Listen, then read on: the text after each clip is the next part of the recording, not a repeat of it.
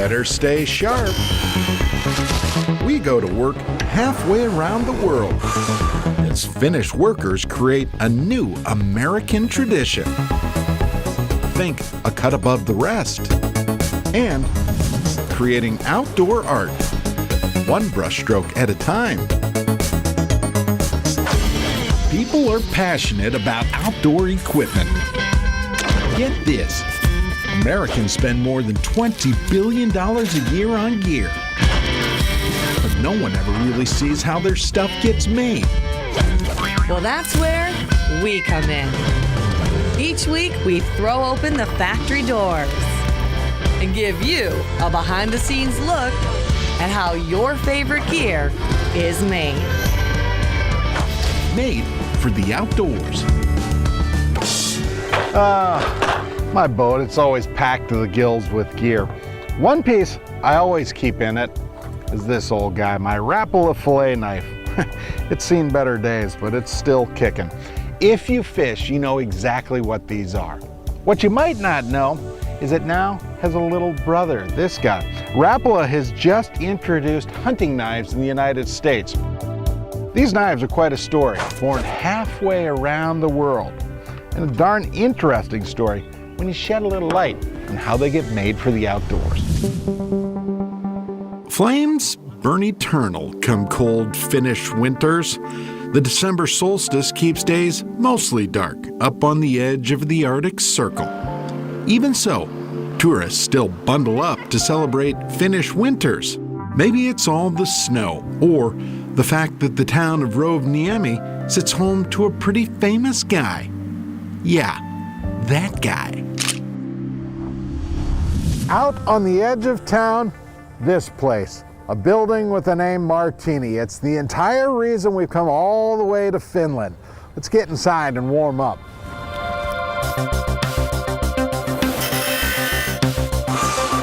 In here, 50 workers build on a 90-year history. Tradition is our, I would say, it's our heritage, and it's the best we have. Marttiini makes knives, classic lynx and lap knives, once only available in Europe.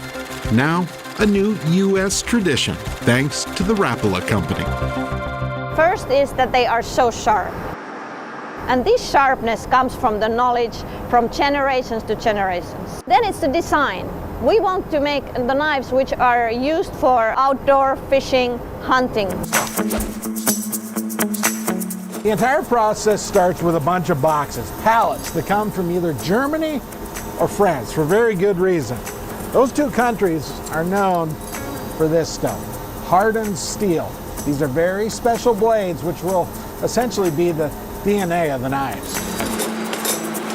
Workers unload and stack up the raw stock blades. Each stack goes into clamps. They slide into this machine, a giant grinder that trims the back of the blade. All it's doing is grinding the back of the knife. Might not seem like much, but in knife building, it's a big deal. Next, a second grinder. Here's why you grind. If you look at this closely, can you see that? It's just a rectangle in shape, right? So many companies just grind the bottom edge, sharpen it, and they've got a knife. Marttiini's tradition is a little bit different. They grind both sides. 22 degrees is the magic number. And they say that's what makes their knives different. Blades that don't quite make the cut, get it, end up here. That reads only blanks. I don't know why I'm so intrigued by this barrel, but it kind of tells the story. Full of rejects. Unless these things are exactly right, they go in there to be recycled and reused. Up next, You never do get quite used to the smell, do you? we stink up the joint. As Marttiini's Rapala hunting knives finally come to life. Made for the Outdoors is brought to you by Nutrisource, Nordic Components, Banks Outdoors, River Valley Power Sports, Ice Castle Fish Houses, and Suzuki Marine.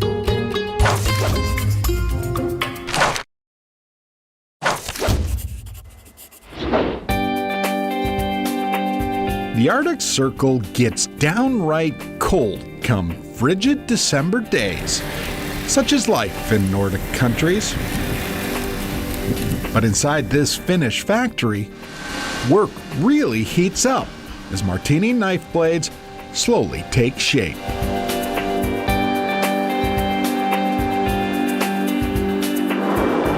While blades take shape, handles do the same. Wow. This is our wood stock.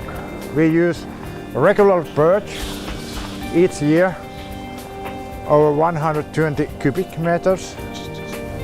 A lot. Yes. And other wood is curly birch. Curly birch might be the signature of fancy Marttiini knives, a rare wood that only grows in a tiny area of Finland and Russia. That's why, right there. It's that coloring or that marbling. Workers cut the raw stock wood to length. A planer then levels and cuts strips.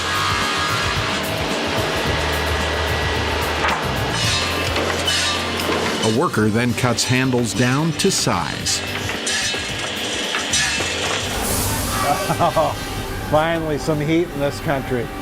I know you can't feel it, but it's about 100, maybe 110 degrees in here. After the wood gets cut, all of it comes in here and it'll sit for about 1 week. Think of it as a final drying stage. And then, the really big machine. It looks like a monster. This thing completes like 10 tasks in seconds. It turns raw chunks into perfectly shaped handles. Other handles get hand treatment. You never do get quite used to the smell, do you? Heikka Alakope cuts reindeer antlers. It's just that smell of drilling teeth. Oh. All joking aside, there's kind of a thing up here that inhaling reindeer dust or tasting it is like Viagra. They literally sell the stuff in jars in stores. Heikka then stacks birch and antler and glues them together. Inside, more tradition. You know, there's actually Finnish lore in those handles he's making. Inside these things, they hide a witch's tooth. Around here, if you have a witch's tooth, it gives you good luck and it kind of keeps you safe. Where that witch's tooth comes from, though, that's one secret they won't tell us. No matter, here's one secret we do know. So that's the laser machine. That's where a Rapala knife kind of earns its stripes. It's tough to see inside, but we know each handle goes in looking like this and comes out looking like that. A quick spot check to make sure the logo looks right. And like that, voila. Or as they say around here, Rapala. Up next, hammer down and sharpen up as Rapala hunting knives come to life.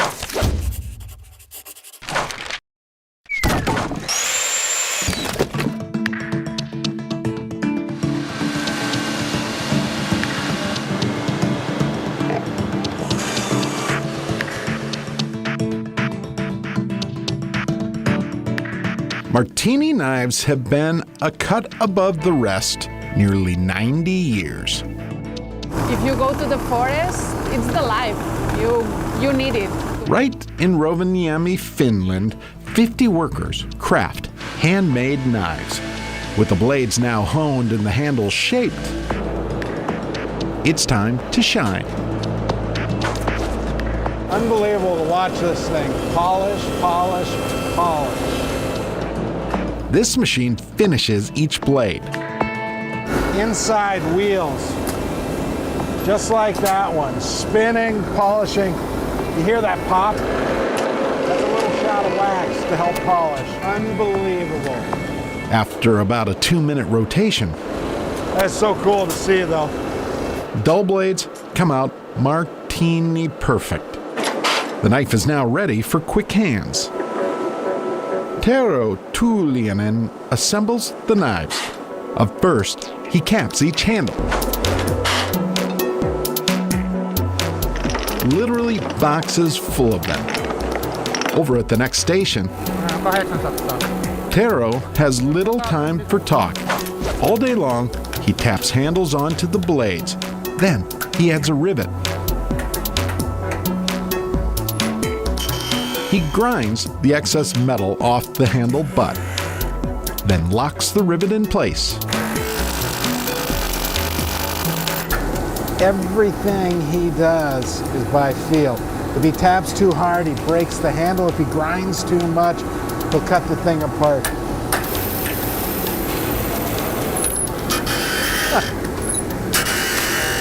He makes that look so easy. With the knife now assembled, Maria Kodina carefully arranges 100 of them and then stirs the pot, so to speak.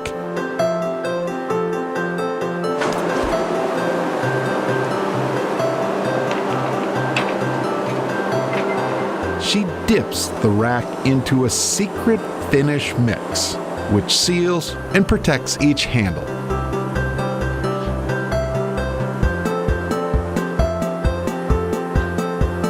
The birch handles get a couple of coats. While they dry, Maria finishes reindeer handles. Yes, we are shaping the handle and make it nicer, so no, it's no hard. If you have been doing some handwork also. She polishes each knife, then hands them across the aisle. The honing team suits up with a pile of safety gear. They then touch wax to the wheel and very carefully put a final edge on each knife. This is a special hands-on Marttiini skill. What I'm saying, they won't let me try. Here's why. The blades cut like a razor. And what is that telling you? It's very soft knife. The knife is now complete, right? Well, no, wrong. A computer engraves Marttiini on every blade. It's more than a name. It's Finnish tradition and a tool born out of tough life in the woods. Thing is, the story does not end here. And here's our new cell, what we're doing. Designer Petri Valkengas dreams up new designs. So is this a knife that's actually going to come to market eventually? Yeah. Oh, wow. Each knife, another chapter in a tale long ago born by a young Jani Marttiini, a Finnish blacksmith who dreamed his knives might last. Heck, he peddled his first products on bike. Little did Jani know, 90 years later, his work and his name might be known worldwide. And I hope you get the image that we are improving all the time. We try to improve what we do and how we do.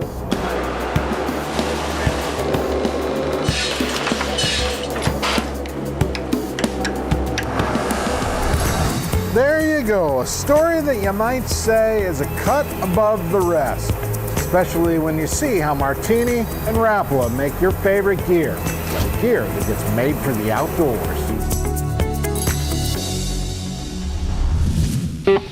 Up next, a Lake Superior artist makes memories come to life on canvas.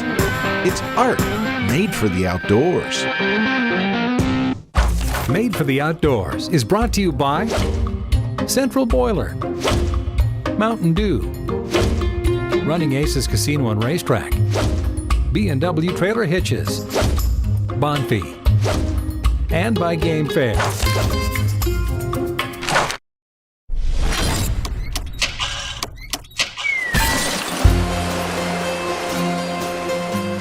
Way up on Minnesota's North Shore,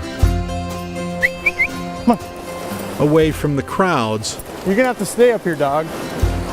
moving water speaks. Long ago, local fisherman Tim Pearson vowed to always listen.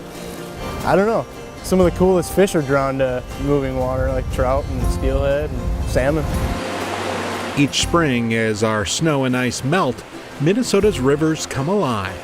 You never know if the fish are gonna be there, and you're just in constant search of them.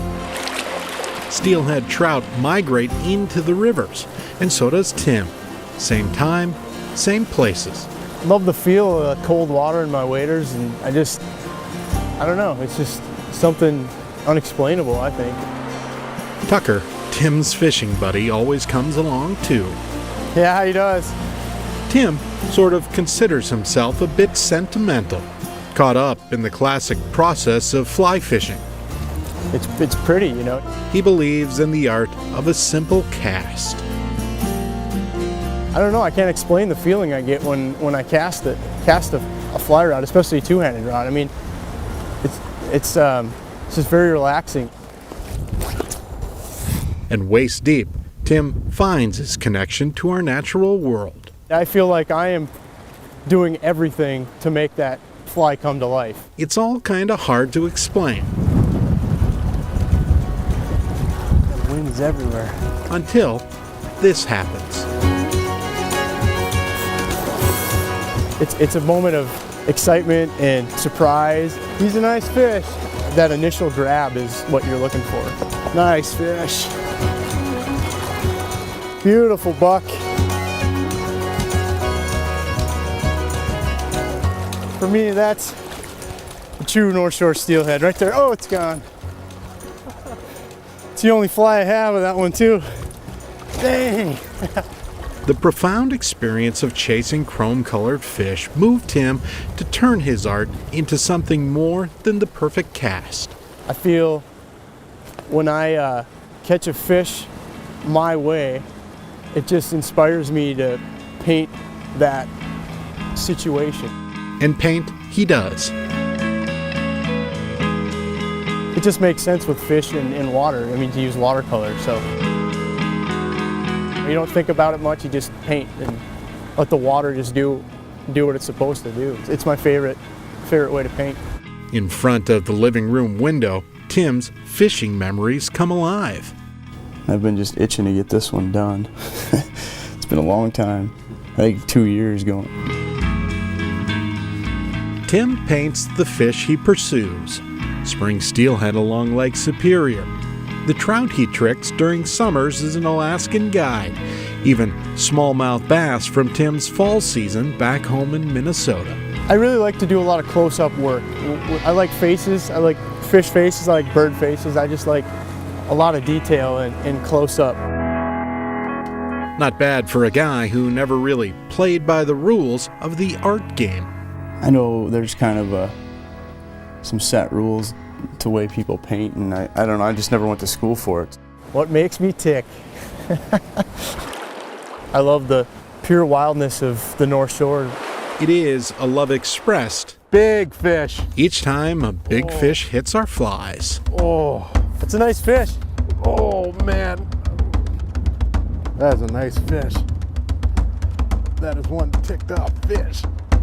He is angry. Oh, boy, he just cracked it too. Wham, man. Oh man. That is a beaut. There we Look go. at that beauty. Woo! Oh my God, look at that fish. Oh man. Nice, wild, North Shore, Minnesota steelhead. This is the kind of fish that inspires me to paint the way I do. I mean, look at the head. I mean, there's just no marks on it. We're able to kind of trick them into taking our flies, and just to hold them is amazing. Even more so to see that chrome slide back into water unharmed. That's Beautiful, awesome, man. Yes, this is why Tim paints. He fishes and he guides. I don't know, someday maybe I'll just be an artist, but right now I am a fishing artist and both kind of go together. And for Tim, that's good enough. Yeah, it's great.